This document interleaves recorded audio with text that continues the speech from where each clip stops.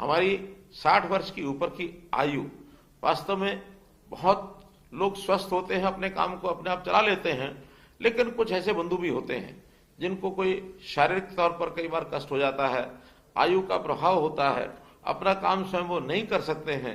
ऐसे लोगों की सहायता ये भरपूर होनी चाहिए। तो उस नाते से भी हमने बहुत सी योजनाएं बनाई हैं।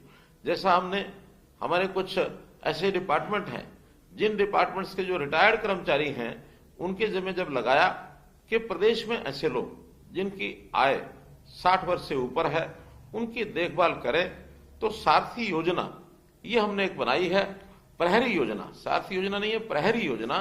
तो इस प्रहरी योजना के अंतर्गत उनके जिम्मे लगाया है कि ऐसे सब परिवारों के घरों में वो जाएं, और विशेष तौर पर जिनकी आयु 80 वर्ष या इससे ऊपर हो गई है, 80 वर्ष से ऊपर के आयु के ऐसे लगभग 3,30,000 बुजुर्ग हरियाणा प्रांत में हैं। और एक और बड़ी जो चिंता की बात यह भी है कि उसमें से लगभग 1% से ऊपर 3600 लोग ऐसे भी हैं जो अकेले रहते हैं। उनके परिवार के अंदर इस प्रकार की सहायता करने वाला व्यक्ति या तो होगा नहीं, या किसी कारण से उनकी देखभाल करने में हिचकिचाते होंगे, वो अकेले रहते हैं। अकेले रहने में कितनी असुविधा होती होगी, हमने भी ये विचार करके और ऐसे 3600 लोगों के लिए एक व्यवस्था बनाई है। सेवा आश्रम इस नाते से बनाया जाए तो वरिष्ठ नागरिक सेवा आश्रम, इस योजना को बनाने का हमने आह्वान किया है। अपने सरकार की ओर से इस काम को शुरू भी कर दिया गया है। रेवाड़ी में एक ऐसा आश्रम खोला जा चुका है, करनाल में निर्माणाधीन है, और अन्य 14 जिलों में इसके लिए भूमि भी और ले ली गई है। आज मुझे एक और मन में जो विचार आता है आपके सामने रखता हूं कि जैसे 40,000 लोग, आप लोगों ने इस पेंशन का त्याग किया है, 3,000 रुपया जैसा अगले महीने से शुरू हो जाएगी। अगर हिसाब लगाते हैं तो प्रति मास 12 करोड़ रुपया ये बनता है, साल में लगभग 100 करोड़ रुपया बनता है। तो मैंने एक योजना अपने मन में सोची है जिसकी घोषणा करता हूं कि हम ये इस वर्ष का 100 करोड़ रुपया, ये जो सेवाश्रम बनेंगे, इन सेवाश्रम को बनाने के लिए सभी 22 जिलों में इसका एक बजट ये सैंक्शन कर रहे हैं, ताकि उनके भवन बन सके, उनकी देखभाल के लिए ये व्यवस्था हो सके। कुछ जिलों के अंदर अभी old age home red cross के द्वारा चलाए जा रहे हैं, जैसे पानीपत है, अंबाला है, पंचकुला है। ये रेड क्रॉस भी ओल्ड एज होम अच्छी प्रकार से चला रहे हैं। कुछ जगह पर तो मेरा जाना भी हुआ है, इनकी अच्छा व्यवस्था वहां देखभाल होती है। Old age home Mansa Devi shrine board Panchkula का ये अलग से चलता है, लेकिन जितनी आवश्यकता है उसकी पूर्ति करने के लिए इनकी संख्या और बढ़ाने की भी आवश्यकता है।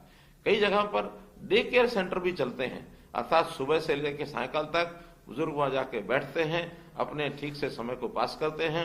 उनको अध्ययन करने के लिए पुस्तकें आदि, अखबार आदि भी मिलता है, और वहां उनके लिए चिकित्सा के नाते से भी एक डॉक्टर भी कभी कभी वहां पहुंचता है, ताकि उनके शारीरिक प्रशिक्षण शिक्षण जो है वो हो सके। तो ऐसे 13 जिलों के अंदर इस प्रकार का भी एक काम चल रहा है।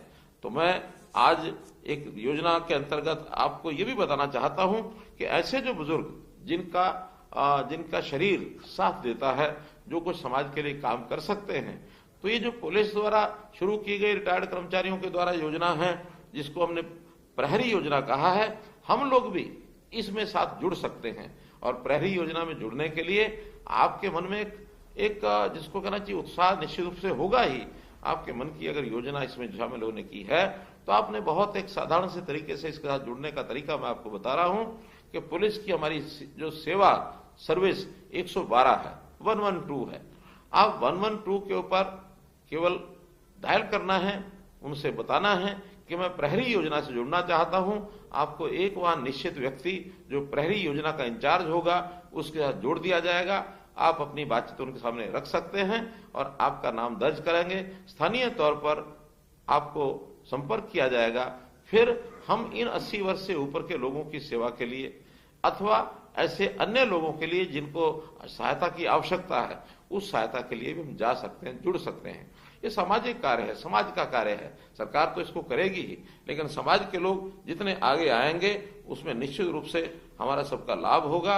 अंत में मैं आप सब लोगों के लिए सद्भावना भी चाहता हूं और आपकी जीवन सुखी आपका जीवन रहे, इस नाते से मैं प्रभु से कामना करता हूं। एक विषय मुझे और अंत में ध्यान में आता है कि आखिर जैसे कोई बुजुर्ग होता है परिवार की भी चिंता करता है, परिवार में सदस्य होते हैं, युवा भी होते हैं। तो युवा, हमारे युवा वो कैसे उन्नति करें, तरक्की करें,